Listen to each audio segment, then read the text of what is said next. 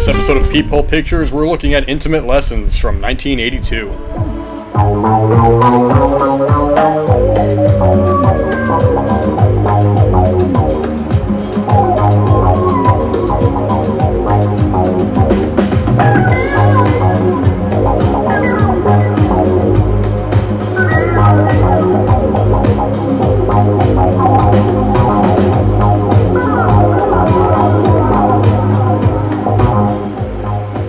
Can be achieved with intimate lessons.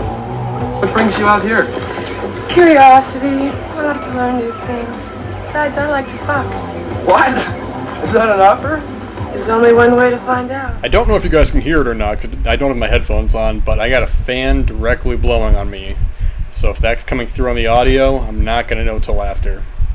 But until then, we're going to talk about Intimate Lessons, 1982, directed by Phillip Marshak, starring Paul Thomas, Kay Parker, Danielle, brief appearance by William Margold, Becky Savage. You know, it's a pretty good cast, anchored by Paul Thomas and Kay Parker. Now, Phillip Marshak is a filmmaker who didn't do a whole lot of work, but he did a couple notable films. His most famous of which being Dracula Sucks from 1978, which is a pretty notable film of the type. He also did Blue Ice, which was his last film. For genre fans, he did one of the segments for Night Train to Terror, The Case of Claire Hansen. It's been a little while since I've seen Night Train to Terror, so I can't exactly remember which one that is. But he didn't do a whole lot. But what stood out with this film is that for somebody who I wasn't totally familiar with, I thought there were certain aspects of this that really made it stand out as his own film, unique from some of the other filmmakers of his contemporary type. But we'll get into that in a little bit. So this isn't exactly a review of the Blu-ray, but I have the Blu-ray here for reference. This is one of the releases from Quality X. There's no features on this. The only feature is the theatrical trailer, as well as, of course, subtitles. It's a region-free Blu-ray, newly scanned and restored in 4K from its 35mm original camera negative. And that's one of the things I'll say up front is that the transfer on this is really good. It's actually one of the strongest transfers I've seen, not just from Quality X, but of an adult film in general. It really kind of took me aback at first, maybe because it's 1982 and they're filming on 35mm. You know, it could be anything, but at least for something like this, I thought that it actually really stood out, and the audio wasn't too bad either. I mean, nothing really particularly stood out about that, but the video itself was fantastic. And on the inside, there's really not much. It's kind of a bare bones release. We just have on the inside this little pamphlet, which has some of the different promotional materials for the film. The poster, just mini posters, the casting credits, and all that stuff. So there's not really a whole lot here to kind of go back on. But yes, we also have reversible artwork of the Japanese, I guess VHS, I'm not exactly sure, and then just alternate artwork as well, which is basically the same as the regular artwork, but it's slightly different. Has a border, there's less, the color is less bright on it, but so fairly bare bones, this type of film, and I guess I'll get into that in a little bit on just getting its own release. But Intimate Lessons, the plot of this is like I didn't totally get at first, at least what these characters were exactly doing there. So we have a bunch of characters here who are being driven by William Margold, and they're going to this fancy mansion, Sir Aubrey's mansion, and on the way there, man, they are so excited to go to this mansion. They can't even hold themselves. You know, they're grabbing themselves. They're getting all hot and heavy and all that. Even William Margold, who's driving the man, he can't even help himself. He's driving the car, and what does he do? Well, he takes his penis out. I wouldn't recommend that for driving. You might get in an accident, but hey, you know what? Hopefully they were, following the speed limit and not going too fast. But anyways, they pull up to this mansion, and right off the bat, we have Paul Thomas playing, well, maybe not right off the bat, but when they first get into the mansion, they have this character, Paul Thomas playing this character, Sir Aubrey Cogsworth, and he is one of the big highlights of the film. In all of his scenes, you can definitely tell he's having a lot of fun with it. He's wearing a lot of different costumes and wigs, and he's playing it very extravagantly, and at first, I didn't really get why they were there, man, because the film was called Intimate Lessons, and he's kind of teaching them a little bit about history, the history of erotica in like ancient ancient Greece and like Roman times. Talking about like the Isle of Lesbos, about how like, you know, I mean, this is really only kind of servicing the first part of this film. Occasionally they come back to some sort of you know, kind of little anecdotal sort of historical parts, but it's really not too often. Like there's a part early on where they're watching a video that's the Isle of Lesbos, and it's just, you know, you think that's going to be kind of more the film of them maybe watching these reels, and then maybe get these kind of little segments of different historical kind of erotic scenes, and it doesn't really end up like that. The plot is really kind of abandoned fairly early. Because after that, then we really just get a lot of swinging sequences in this film. The first one being with Danielle and Jeff Conrad. And Danielle, I think, is really solid in the film overall. She really knows how to play to the camera. You know, some of her dialogue, you know, if it was spoken in a less playful way, it could come off as kind of corny and cheesy, like something I'll talk about later. But you know, her and Jeff Conrad have a really well done first scene, and that's one of the things that really shines about this film is the direction. I think Phillip Marshak is a really solid filmmaker, man. I don't think, and I'm talking about with the camera work itself, I don't know who the cinematographer in this, I'm sorry, was R. Michael Stringer. So I don't know how much of him, who actually, I'm just looking at it now, had quite a career after this. He's done a lot of mainstream stuff, working on contemporary, well, I would say mainstream sort of contemporary-ish films, House of a Thousand Corpses and About Schmidt, Memento. So he went on to have a pretty prosperous career after this, just different grips. But he still was working with, even at the time I'm looking here, like Playboy in 1997. Oh, you should drop something. And so that's very interesting. That's actually, I would love to have heard an interview with him or some kind of anecdotal sort of statement. Worked on a lot of genre stuff. So I don't know if it's him in particular or if it is Phillip Marshak, but the camera work in this is really solid. Dee Jones is also the gaffer on this. And I don't think I know who that is. Dee Jones. I gotta look at this right here, man. Yeah, the name is not ringing a bell. I'm looking at his work here, and I don't know any of these films. Oh, I know. No, I don't know that one. I thought I knew it, but I guess I didn't. It doesn't really matter. But either way, I thought all of the camera work during the love sequences were very well done. You know, the editing as well is very solid. They know when to cut. They know what to put in the frame. It's all put together very well. And I think that if you were just solely watching this film for the love sequences, I don't think you'd be disappointed. I would say when it's less bombastic is where the film really does kind of shine. Where it does start to lose me is when you have some of the bigger kind of party sequences, where I do think everything gets a bit too muddled and it gets a bit too repetitive. Because when it starts off, when you have that sequence with Danielle and Jeff Conrad, like I said, it's very well put together. They have good chemistry with one another. They're playing off each other very well, and that's really great, man. When the film goes on and it tries to be a bit more bigger, it doesn't totally work for me. Now, there are moments throughout that do shine. There's actually a really solid underwater sequence in the film, which from a visual standpoint is very, it really stands out, but from a physical standpoint, like the characters in the scene, it seems not the most ideal way to kind of get things done, but, you know, so be it. But as well, as I was mentioned before, with Paul Thomas in the film, Kay Parker in the film as well is also one of the other anchors in it. The two of them play very well off each other. You know, I think the fact that both of them on their own are very charismatic actors, it really does help. Now, they don't have a lot of scenes together, which is unfortunate, but the scenes they do have together, it sort of does show a bit of a sprinkle of what more could have been.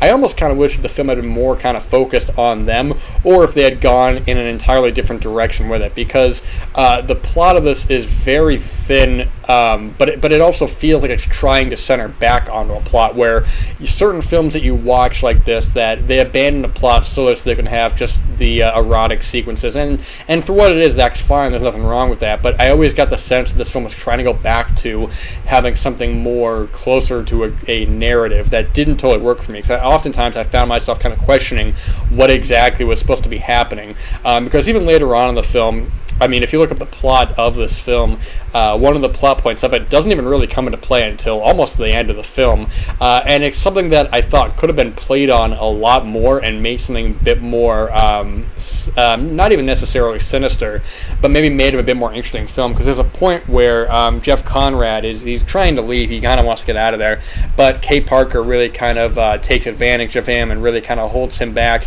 and I think that's kind of a missed opportunity to maybe have it be a thing where perhaps there's some manipulation going on where Kay Parker and Paul Thomas are maybe holding these people in this house and they have to do these things, things like that. I'm not necessarily saying anything nefarious or anything kind of dark. It doesn't have to be a roughie, but I think that was a missed opportunity for sure, as well as what I was talking about before when you have those sequences with the historical stuff. I thought there would have been something kind of interesting closer, maybe to something like Midnight Desires, which I talked about a little while ago on the show, of you having these different kind of vignettes of these different historical sequences and all that. There's a lot of comedy you can do with that, if so be. But where the film really kind of loses me is that throughout there's nothing besides a couple of standout particulars, like some of the camera work, like Paul Thomas and Kay Parker. The film really kind of trudges along for me, man. I mean, it didn't really hold my interest that much. It really was just kind of, I wouldn't say deeply uninteresting, but it definitely was kind of becoming a bit repetitive for what it was. One of the big sequences in the film comes halfway through. There's this big, which I also want to say as well, that the shot composition as well is actually pretty solid. There's, I don't know, I mean, they shot this in a real mansion, it seems like, but there's one shot in particular that's the same mirroring as The Last Supper. I mean, it's very intentional framing right there, and that's for this kind of film. It has really great set design. That shot looks great, and it on its own that looks solid. But then you get to this big sequence, and for me, it didn't totally work because it just kind of keeps going on without any real clear direction. And the biggest offender of all is that the score in this sequence, man. I mean, it's noticeable when this is repeating, man. It goes on and on and on, man. I mean, I don't think this piece of music was longer than a minute or two tops.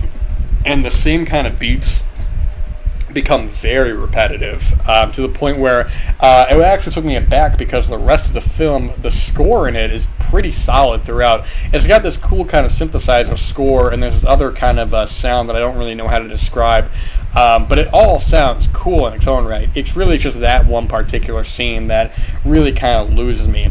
And also in general, I think anytime there's any kind of erotic scenes with food, I don't find very appealing. I find it actually pretty gross, to be honest, man. I just recently watched Emmanuel Around the World, I think was the one, and they have some food stuff in that, and it's just gross, man. I mean, it's just nasty. It's like, if that's some people's thing, then God bless you, man. Hey, to each their own. It ain't my place to judge. But I'm watching this, and I'm just like, man, there's nothing erotic about this, man. I hope they didn't feed them to the catering. I hope that wasn't the catering for it, man. You got to think about that. It's like, man, I hope they ordered like damn like pizza or something afterwards, man. I don't want to be eating any of that. You know, I hope they kind of put that food off to the side, man. It's real gnarly.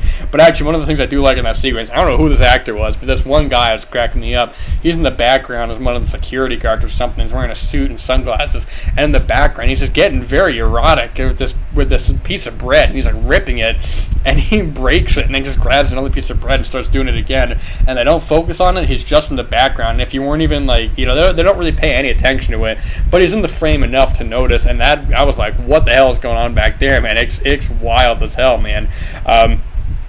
And it also is funny with the location with this, is that so the majority of the film you have in this nice kind of luxurious mansion. You have really good interiors.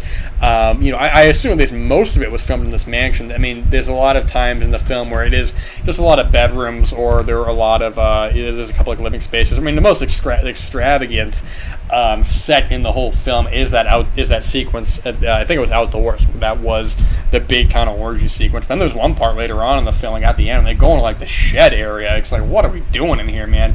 And we have another sequence that just goes completely wild, man. I mean, it's just ridiculous what they're going for. Some of the dialogue here is not great, and I think what I was talking about before is that if you want to have certain kind of erotic dialogue, I think it's got to be delivered in a way that doesn't sound very forced or artificial. Danielle does this very well in her first scene. I think she's able to really kind of bounce off John Conrad's dialogue well. Paul Thomas, his delivery comes off a little stiff. He has a sequence with Kate Parker, and it didn't really work for me with what they're going for there. I mean, I think it's just a matter of, Paul Thomas is a good actor. I think it's really just some of the dialogue would be kind of tricky to deliver erotically that wouldn't come off as kind of corny. And I'm not even saying it's entirely corny, but it definitely took me out of the film for a second where I'm like, oh yeah, that's right, I'm watching this actor deliver this piece of dialogue. Another thing as well is that there's a lot of characters in this film. I mean, so much so that there's just some people in this I just didn't know who they were. And they set up some stuff early on, but they don't really follow through with it. One of the characters, I don't know the actor's name, I do apologize, but early on she's talking about, she only wants to get with a girl after she's been with a bunch of guys at first. So you think, like, okay, that's going to lead into something. Maybe she's swinging around with these guys and then she gets with a girl or something like that, but they don't really even follow through with it. It's kind of a throwaway line. So a lot of characters just kind of get lost in the whole shuffle, and I wish that if they were going to do that, to either just focus entirely on Paul Thomas and Kate Parker, not solely because they are just the biggest names, but because they are the kind of the main kind of forces in this mansion. But even if you want to focus on like Jeff Conrad's character a bit, I think that by focusing on a couple, you end up really kind of heightening the rest of the film, because as it is, I mean, when it came to like the big kind of orgy sequences, I mean, I couldn't tell you who was who. I couldn't tell you what was going on. Actors were getting lost in the shuffle, and if that's not a concern, if you're just solely looking for that kind of surface level sort of eroticism, then I think you won't have a problem with this. But as the film was going along, it just wasn't totally gaining my attention. It just mostly just kind of, I don't even want to say average in a negative way, but it's really kind of average in a way where I kind of question why this got a solo release. The thing with this is that I was looking up a couple reviews up this, and somebody pointed out something that I thought was actually an interesting perspective, is that they were talking about that if this would be one thing if this was released on one of the Peekorama double features, but the fact it's got its own solo release is kind of interesting. I think Quality X is a very, very solid line, and I've liked most of the titles that they've released. This one, though, I would say is the first one that I think really fell flat for me. It's not a bad film by any means. Like I said, I think that the qualities, no pun intended, that are there are really exceptional, because the camera work, the charisma with Paul Thomas and Kate Parker, the location, they're all good stuff. But I think that if this was on a Peekorama double feature Blu-ray, or if this was the second part of a double feature Blu-ray, even if it, because I can't remember who put out Formal Fawcett and Daisy May. It's funny, I talked about that in the show and I can't even remember who put that out. Let me look that up right here. But those are two films that, oops, I got something in my chest. Okay, so that was Peekorama. Okay, so that does kind of prove my point then, is that neither of those films I think are particularly well done, but as a double feature, I think to an extent they complement each other, so that although neither are particularly exceptional, together they kind of raise the status of one another. Here, I don't think it quite warrants a solo release. I don't think the film is as interesting or as notable, and also I think with a release like this not having any features on it, I would really only recommend this to completionists. If you just want to collect all the Quality X titles, then I think that, obviously go for it. But I don't think this is one of the strongest releases. Also, I had a problem with the subtitles. There were a couple times where the dialogue and the subtitles weren't accurate. There were some lines that were pretty obvious that the subtitles weren't correct on. It's not a big deal, but it happened a couple of times that it became noticeable. It's only about 76 minutes. It doesn't overstay its welcome, but it does drag a little at times. It's not bad. It's not terrible. Did it completely garner my interest? Not necessarily.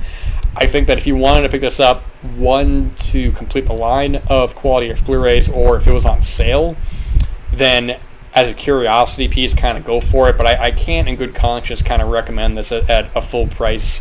sort of title, especially with the myriad other titles that you can get for the same price. I mean, Midnight Desires, that same month, I think is far more worthy of your time. I really like that film. I talked about that a couple episodes ago on the show. But it's not terrible, but it's ultimately very forgettable, and was one that I don't think needed its own release. I just don't think it's as interesting. Also, I wanted to point out, this is just a random thought, one of the characters in this, Richard Bullock, who plays the character Boris, he was reminding me so much of Giovanni Radici from House on the Edge of the Park and Cannibal Ferox, Cannibal Apocalypse. He's a great actor. R.I.P. passed away a couple of years ago, but there's a couple times early on he reminded me so much of him, and he has some crazy facial expressions going on in this film, man. Every time they cut back to him, he's making some crazy face or is doing something in the background, man. It's wild as all hell. An interesting film. I can't totally recommend it, but if you're looking for a film that has really well shot love scenes, then go for it. I wouldn't pay full price for it, but you know, it's not terrible. It's definitely not terrible. But yeah, man, that's Intimate Lessons from 1982, and that's all I got, guys. I know with I said I wasn't only gonna do the Blu-ray titles that were getting released, and that is true. I definitely have other titles I want to do that aren't readily available. So this was one that I just wanted to kind of cross off the list to do. Some of the newer releases I'll get to when I get to them. I have every intention to review Misbehavin' and check out the Chuck Vincent double feature Heavy Load lecture. But these are all films I'll get to in due time. Like I said, these are all just this is all just for fun. I don't, I watch the films, I take notes, and I do a little bit of research. Not a whole lot. I really kind of not trying to look at these so much from an academic standpoint as I am kind of just a subjective, opinionated standpoint. But I appreciate you guys listening to this, and if you have any suggestions or anything like that, feel free to drop them down below, man.